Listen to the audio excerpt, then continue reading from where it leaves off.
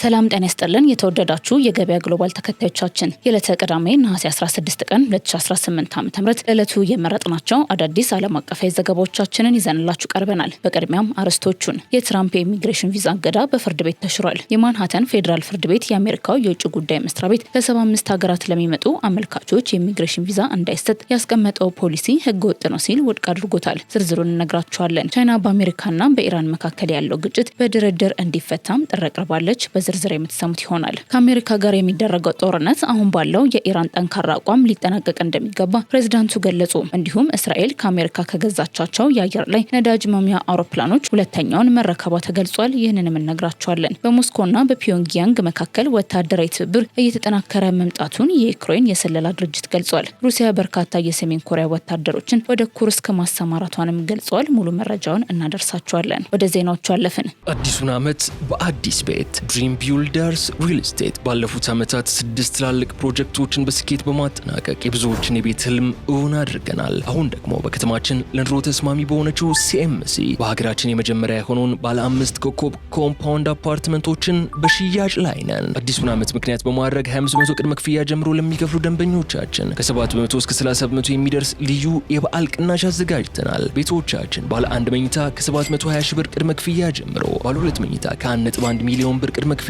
ጀምሮ፣ ባለ 3 መኝታ ከ1.4 ሚሊዮን ብር ቅድመ ክፍያ ጀምሮ ቀሪውን ክፍያ ያለምንም የዋጋ ጭማሪ በግንባታ ሂደት መሰረት በተመቻቸ ሁኔታ ይከፍላሉ። በዚህ ኮምፓውንድ ውስጥ 2 የመዋኛ ገንዳ፣ ዘመናዊ ጂምና ስፓ፣ ለልጆች ኢንዶር ኤንድ አውትዶር ፕሌይግራውንድ፣ ባስኬትቦል ኮርትስ፣ የህፃናት ማቆያ ወይም ዴይ ኬር፣ የመሮጫና የሳይክል ትራክ በውስጡ አዋህዶ የያዘ ድንቅ የመኖሪያ መንደር ነው። አዲሱ ዓመት የቤት ህልሞን ወደ እውነት የሚቀይሩበት እንዲሆን ፈጥነው ይደውሉ። ስልክ 0928744913 ላይ ሃሎ ይበሉን። ድሪም ቢልደርስ ሪል ስቴት ህልሞን እንገነባለን። በሶማሊያ የባህር ዳርቻ የቱርክን የጦር መሳሪያዎች የጫነች መርከብ በባህር ላይ ዘራፊዎች መጠለፏ ተገለጸ። በካሜሩን ስር የተመዘገበች የጭነት መርከብ በሶማሊያ ፑንትላንድ የባህር ዳርቻ በባህር ላይ ዘራፊዎች መታገቷን የሶማሊያ ባለስልጣን አስታወቁ። ዘራፊዎቹ የቱርክን የጦር መሳሪያ የጫነችውን ይችን መርከብ ወደ ኑጋል የባህር ዳርቻ ወስደዋታል ተብሏል። ኤምቪ ሉቱፍ የተሰኘችው ይች መርከብ የታገተችው በፑንትላንድ አይል ወረዳ ከምትገኘው ማሪያ የባህር ዳርቻ በቅርብ ርቀት ላይ መሆኑን ባለስልጣኑ ስማቸው እንዳይገለጽ ጠይቀው ለአሶሺየትድ ፕሬስ ገልጸዋል። ፖላር ሙቭመንት ሺፒንግ በተሰኘ ድርጅት ባለቤትነት ስር የምትገኘው ይህች መርከብ በሞቃዲሾ ለሚገኘው የቱርክ ወታደራዊ ማሰልጠኛ ማዕከል የጦር መሳሪያዎችን እንዲሁም የመገናኛና የሳተላይት ቁሳቁሶችን ጭና እንደነበረም ባለስልጣኑ አብራርተዋል። በመርከቧ ላይ ከነበሩት 10 ሰራተኞች መካከል 6ቱ የህንድ፣ አንዱ የቱርክ፣ አንዱ የጆርጂያን ዜጎች ሲሆኑ 2ቱ ደግሞ የሰርቢያ የደህንነት ጠባቂዎችም መሆናቸው ተመልክቷል። ስለ ክስተቱ ከቱርክ ባለስልጣናት በኩል የተሰጠ ምላሽ የለም። ቀደም ሲል ሚያዝያ 18 ቀን ኤምቪ ስዋርድ የተሰኘችው መርከብን በማገት ድርጊት ላይ ተሳታፊ እንደነበሩ የሚገመቱ 8 የባህር ላይ ዘራፊዎች መርከቧን በፑንትላንድ ዳንጎሪዮ ወረዳ ወደሚገኘው የጋርማል ባህር ዳርቻ ወስደዋታል። በኋላም 2ቱ የቱርክ መርከቦች ወደ ታገተችው መርከብ የተቃረቡ ሲሆን የቱርክ ሄሊኮፕተሮችና ድሮኖችም አካባቢውን ሲቃኙ እንደነበረ ባለስልጣኑ ገልጸዋል። በሌላ በኩል 2 ሰዎችን የጫነች አንዲት ትንሽ ጀልባ ወደ መርከቧ በመቃረብ ጫት ማድረሷም ተናግረዋል። ጀልባዋ ወደ ባህር ዳርቻ ከተመለሰች በኋላ በተሰነዘረ የአየር ጥቃት 4 ሰዎች ህይወት ሲያልፍ በሌሎች 2 ሰዎች ላይ ደግሞ ጉዳት መድረሱን ባለስልጣኑ አያይዘው ገልጸዋል።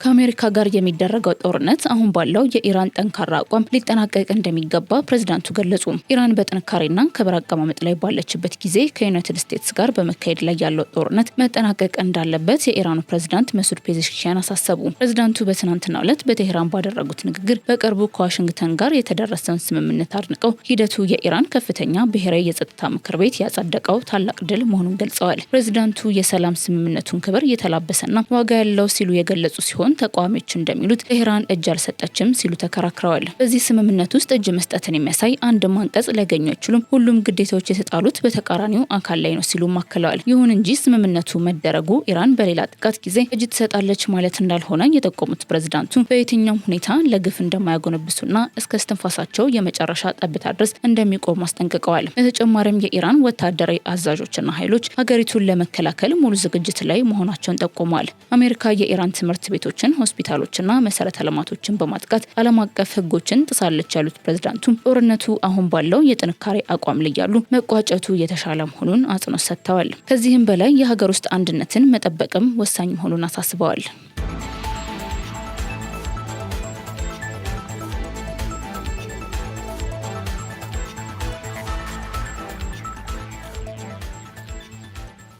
ቱርክ ኔታንያሁ እንዲታሰሩ ለኢንተርፖል የእስር ጥያቄ ያቀረበች። ቱርክ የእስራኤሉ ጠቅላይ ሚኒስትር ቤንያሚን ኔታንያሁ በዓለም አቀፍ ደረጃ እንዲያዙ የኢንተርፖል ቀይ ማስጠንቀቂያ እንዲወጣ ለመጠየቅ እየሰራች መሆኑን አስታውቃለች። ቱርክ ኔታንያሁን ጨምሮ 35 ሰዎች ላይም የእስር ትዕዛዝ እንዲወጣ ጠይቃለች። ክሱም የዘር ማጥፋት፣ በሰብአዊነት ላይ የሚፈጸም ወንጀልና ሌሎችን የሚያካትት ነው። የቱርክ የፍትህ ሚኒስቴር አኪን ጉርሌክ በኤክስ ገጽ ባሰፈሩት መልእክት ኔታንያሁና ሌላኛው ተከሳሽ አፌክ ሞስኮቪቺን በዓለም አቀፍ ደረጃ ለመፈለግ የኢንተርፖል ቀይ ማስጠንቀቂያ እንዲወጣ ለውስጥ ጉዳይ ሚኒስተሩ ጥያቄ ማቅረቡን ገልጸዋል። እንደ ቱርክ የዜና ወኪል ዘገባ ሞስኮቪች በጋዛ በተፈጸሙ ድርጊቶች የተከሰሰ የእስራኤል ወታደር ነው። የወኪሉ ዘገባ እንደሚያመለክተው ሞስኮቪች ታንኮችና ቡልዶዘሮችን በጋዛ የእስላማዊ ዩኒቨርሲቲ ህንጻዎችን እንዲሁም ሆስፒታልና የሕክምና ፋኩልቲን ሲያፈርሱ የሚያሳዩ ቪዲዮዎችን በኢንስታግራም ላይ አጋርቷል። እንዲሁም በግንቦት ወር የሰብአዊ ድጋፍ ለማድረግ ወደ 50 የሚጠጉ ጀልባዎችን ያካተተው የተደራጀ ዓለም አቀፍ የጀልባዎች ቡድንን የእስራኤል ጦር አስቆሞ በመያዝ ወደ እስራኤል እስር ቤት ወስዷቸዋል፣ በኋላም ከሀገሪቱ አባሯቸዋል ሲል ከሷል። እስራኤል ግን በቱርክ የቀረቡትን ክሶች እንደማትቀበለው ትገልጻለች። ቱርክ በበኩሏ እስራኤል በጋዛ ፈጸመችው የምትለው ወንጀል ተጠያቂ እንድትሆን የሚያስችላትን ሁሉንም የህግ መንገዶች እንደምትጠቀም ማስታወቃለች። የኔታንያሁ ጽህፈት ቤት የቱርክን ውሳኔ በጥብቅ በመቆም የቱርኩ ፕሬዝዳንት ጸረ ሴማዊ አምባገነን ነው ሲል በምላሹ ከሷል። ጽህፈት ቤቱ በተጨማሪም ኤርዶጋን የእስራኤልን መሪዎችና ወታደሮችን ለማስፈራራት የሚያደርጉት ሙከራ የትም አይደርስም ሲል አስጠንቅቀዋል። በክልሉ ውስጥ መረጋጋትን ለማደፍረስ ቱርክ የምታደርገውን ሙከራ በጠንካራ ሁኔታ እንቃወማለን ሲልም ጽህፈት ቤቱ ገልጿል።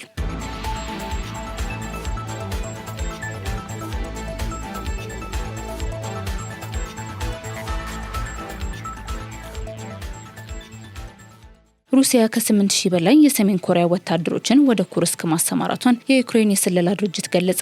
ሩሲያ ወደ ኩርስክ ክልል ወደ 8500 የሚጠጉ የሰሜን ኮሪያ ወታደሮችን ማሰማራቷን የዩክሬን የመከላከያ የስለላ ኤጀንሲ ከፍተኛ ኃላፊ ለሴኔን ገልጸዋል። የዩክሬን የመከላከያ ስለላ ኤጀንሲ ምክትል ኃላፊ እንዳሉት ከተሰማሩት የሰሜን ኮሪያ ወታደሮች መካከል ወደ 1000 የሚሆኑት መሐንዲሶችና የፈንጂ አስወጋጆች ሲሆኑ 400 ያህሉ ደግሞ የድሮን ኦፕሬተሮች ናቸው። እንደ ምክትል ኃላፊው ገለጻ የሰሜን ኮሪያ የድሮን ኦፕሬተሮች የዩክሬንን ግዛት ለመሰለልና ጥቃት ለመፈጸም ሊውሉ ይችላሉ። ሆኖም የዩክሬን ስለላ ግምገማ መሰረት የሰሜን ኮሪያ ወታደሮች በቀጥታ በዩክሬን ግዛት ውስጥ በውጊያ ላይ እንዲሳተፉ አይጠበቅም። ይልቁንም የሩሲያ የኋላ መስመር ወታደራዊ ቦታዎችን በማጠናከር የሩሲያ ወታደሮች ወደ ጥቃት ዘመቻ እንዲመሩ ለማስቻል ይረዳሉ ተብሏል። በተጨማሪም ወደ 90 የሚሆኑ የሰሜን ኮሪያ ወታደራዊ ሰራዊቶች በቮሮኔዝ እንደሚገኙና የሩሲያ ኃይሎችን በሚሳኤል ማስወንጨፍ ስራ እየረዱ እንደሆነ ኃላፊው ገልጸዋል። እስካሁን ወደ 25000 የሚጠጉ የሰሜን ኮሪያ ወታደሮች በሩሲያ ጦር ውስጥ በተለያዩ ሁነቶች እንደተሳተፉ የዩክሬን ስለላ ያስረዳል። ይህ የወታደሮች ማሰማራት በሞስኮና በፒዮንግያንግ መካከል እየተጠናከረ የመጣ ወታደራዊ ትብብር አካል ነው ተብሏል። ኃላፊው ጨምሮም ሰሜን ኮሪያ ወታደራዊ አባላቶቿን በሩሲያ ለማሰማራት በምትኩ የሩሲያን የአየር መከላከያ ሚሳኤልና ጸረ አውሮፕላን የጦር መሳሪያ ከሩሲያ መቀበሏን ተናግረዋል። ይህ የዩክሬን ግምገማ የመጣው ሰሜን ኮሪያ ተጨማሪ በርካታ ወታደሮችን ወደ ሩሲያ ልትልክ እንደምትችል የተሰሙ ዘገባዎችን ውድቅ ካደረገች በኋላ ነው። በነሐሴ ወር የሰሜን ኮሪያ ከፍተኛ ባለስልጣን የኪም ጆንግ ኡን እህት ኪም ዮን ጆንግ ሰሜን ኮሪያ ተጨማሪ ከ30,000 እስከ 50,000 ወታደሮችን ወደ ሩሲያ ልትልክ እንደምትችል የዩክሬኑ ፕሬዝዳንት ቭላድሚር ዘለንስኪ የተናገሩትን በመቃወም ዘገባዎቹ የፈጠራ ወሬዎች ናቸው ሲሉ ማስተባበላቸው ይታወቃል።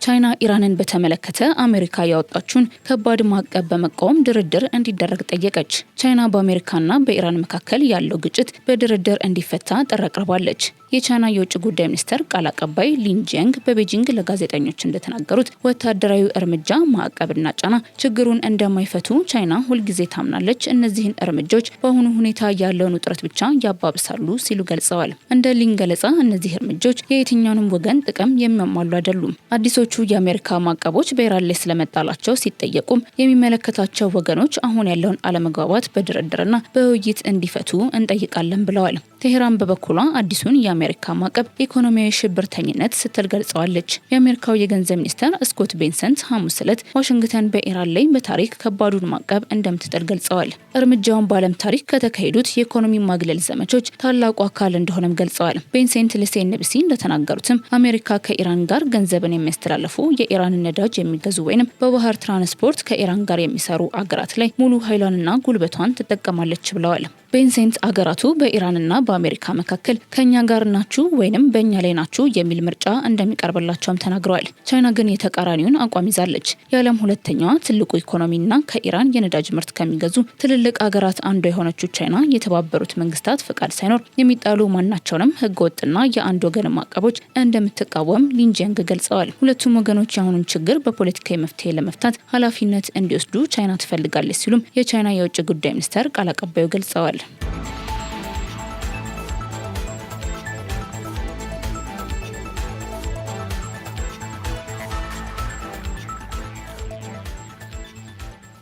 እስራኤል ከአሜሪካ ከገዛቻቸው 6 የአየር ላይ ነዳጅ መሙያ አውሮፕላኖችን ሁለተኛውን ተረከበች። የእስራኤል ጦር ከአሜሪካ ካዘዛቸው 6 የአየር ላይ ነዳጅ መሙያ አውሮፕላኖች ሁለተኛውን መረከቡን አስታውቋል። ጦሩ እንደገለጸው አውሮፕላኑ የእስራኤል የአየር ኃይል የስራ ክልልን ለማራዘምና ተዋጊ ጀቶች በአየር ላይ ረዘም ላለ ጊዜ እንዲቆዩ ያግዛል። በደቡባዊ እስራኤል በሚገኘው ቬኔቲየም የአየር ማረፊያ ሐሙስ ዕለት አውሮፕላኑን ለመረከብ ስነስርዓት መካሄዱን የእስራኤል ጦር ገልጿል። ቦይንግ ኬሲ 46 የተሰኘው አውሮፕላንም በኔቫቲም የአየር ማረፊያ ደርሶ የጌዲዮን 46 የአየር ላይ ነዳጅ መሙያን ተቀላቅሏል ተብሏል። አውሮፕላኑ በአሜሪካ በሚገኘው የእስራኤል መከላከያ ሚኒስቴር የግዢ ተልዕኮ አማካኝነት ከተገዙት 6 የነዳጅ መሙያ አውሮፕላኖች ሁለተኛው ነው። የነዳጅ መሙያ አውሮፕላኖች ተዋጊ ጀቶች በአየር ላይ ነዳጅ እንዲሞሉ በማድረግ የሚበሩበትን ርቀትና በአየር ላይ የሚቆዩበትን ጊዜ ያራዝማል። እንዲሁም የላቀ የመጓጓዣና ባለብዙ ተልዕኮ አቅም እንዳላቸውም የእስራኤል ጦር ገልጿል። እስራኤል በኢራንና በየመን ላይ የረጅም ርቀት የአየር ጥቃቶችን ስታካሄድ የቆየች ሲሆን እነዚህ ዘመቻዎችም ለተዋጊ ጀቶች በአየር ላይ ነዳጅን መሙላት የሚፈልጉ ናቸው። የአውሮፕላኖቹ ግዢ የእስራኤል መከላከያ ሚኒስቴር የአየር ኃይሉን አቅም ለማጠናከር እያደረገ ካለው ሰፊ ጥረት አንዱ ነው። ከዚህ ቀደም በግንቦት 27 ቀን እስራኤል ከተገዙት 6 የነዳጅ መሙያ አውሮፕላኖች የመጀመሪያውን መረከቧን አስታውቃ ነበር። አብዛኞቹ የእስራኤል ተዋጊ ጀቶች ያለ በአየር ላይ የነዳጅ መሙላት ወደ ኢራን ሄደው ወደ መነሻቸው ለመመለስ በቂ የበረራ አቅም እንደሌላቸው ተጠቁሟል። የሁለተኛው አውሮፕላን ርክክብ እስራኤል ከኢራን ጋር ያላት ውጥረት እንደገና ሊባባስ ይችላል የሚል ግምት በተሰጠበት ወቅት መሆኑም ትኩረትን ስቧል። በ2025 ሰኔ ወር ላይ እስራኤል በኢራን ላይ ጦርነት የጀመረች ሲሆን በዚያው ግጭት ወቅት እስራኤልና አሜሪካ በኢራን ላይ ወታደራዊ እርምጃ ወስደዋል። ግጭቱን በፓኪስታን አሸማጋይነት ሚያዝያ 8 ቀን በተደረሰ የተኩስ አቁም ስምምነትም መቋጨቱ የሚታወስ ነው።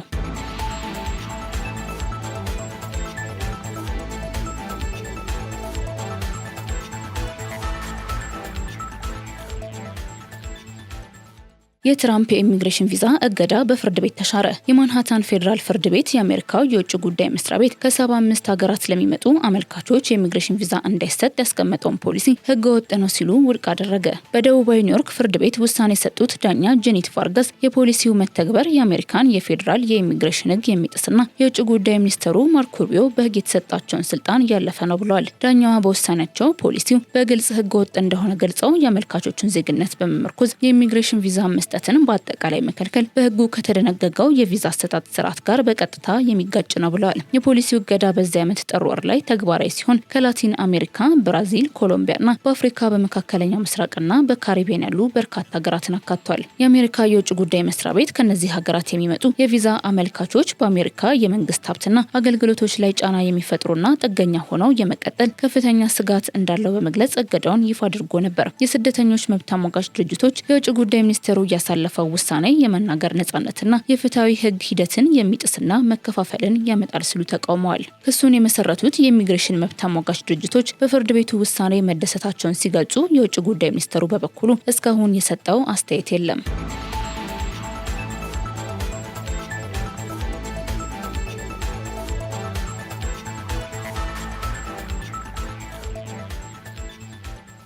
የተወደዳችሁ የገበያ ግሎባል ተከታታዮቻችን ለዕለቱ የመረጥናቸው የዓለም አቀፍ ዘገባዎቻችን እነዚህን ይመስላሉ። መልካም ቀን ይሁንላችሁ። አዲሱን ዓመት በአዲስ ቤት ድሪም ቢልደርስ ሪል ስቴት ባለፉት ዓመታት 6 ትላልቅ ፕሮጀክቶችን በስኬት በማጠናቀቅ የብዙዎችን የቤት ህልም እውን አድርገናል። አሁን ደግሞ በከተማችን ለኑሮ ተስማሚ በሆነችው ሲኤምሲ በሀገራችን የመጀመሪያ የሆነውን ባለ 5 ኮከብ ኮምፓውንድ አፓርትመንቶችን በሽያጭ ላይ ነን። አዲሱን ዓመት ምክንያት በማድረግ 25% ቅድመ ክፍያ ጀምሮ ለሚከፍሉ ደንበኞቻችን ከ7% እስከ 30% የሚደርስ ልዩ የበዓል ቅናሽ አዘጋጅተናል። ቤቶቻችን ባለ 1 መኝታ ከ720 ሺህ ብር ቅድመ ክፍያ ጀምሮ፣ ባለ 2 መኝታ ከ1.1 ሚሊዮን ብር ቅድመ ክፍያ ጀምሮ፣ ባለ 3 መኝታ ከ1.4 ሚሊዮን ብር ቅድመ ክፍያ ጀምሮ ቀሪውን ክፍያ ያለምንም የዋጋ ጭማሪ በግንባታ ሂደት መሰረት በተመቻቸ ሁኔታ ይከፍላሉ። በዚህ ኮምፓውንድ ውስጥ 2 የመዋኛ ገንዳ፣ ዘመናዊ ጂምና ስፓ፣ ለልጆች ኢንዶር ኤንድ አውትዶር ፕሌይግራውንድ፣ ባስኬትቦል ኮርትስ፣ የህፃናት ማቆያ ወይም ዴይኬር፣ የመሮጫና የሳይክል ትራክ በውስጡ አዋህዶ የያዘ ድንቅ የመኖሪያ መንደር ነው። አዲሱ ዓመት የቤት ህልሞን ወደ እውነት የሚቀይሩበት እንዲሆን ፈጥነው ይደውሉ። ስልክ 0928 74 49 13 ላይ ሃሎ ይበሉን። ድሪም ቢልደርስ ሪል ስቴት ህልሞን እንገነባለን።